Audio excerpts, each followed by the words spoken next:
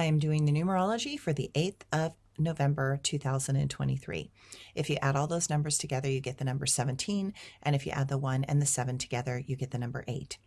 With today being a number 8, try to not forget those that are suffering out in the world because of the hate of a few and the unrelenting desire for power, no matter what the cost.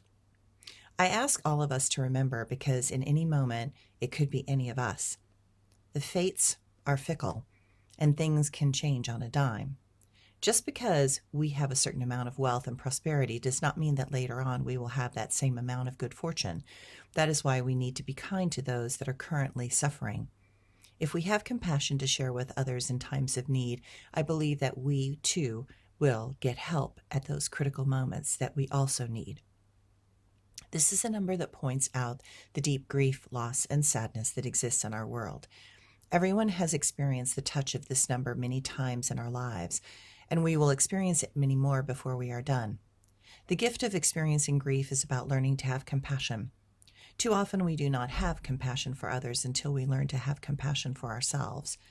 Today, also look at those places where perhaps you have caused grief in others, either consciously or unconsciously. Sometimes we cause grief because others form inappropriate attachments and try to energetically feed upon us in various ways. While there are times when we all need others for help, none of us have enough life force energy to hold up others indefinitely.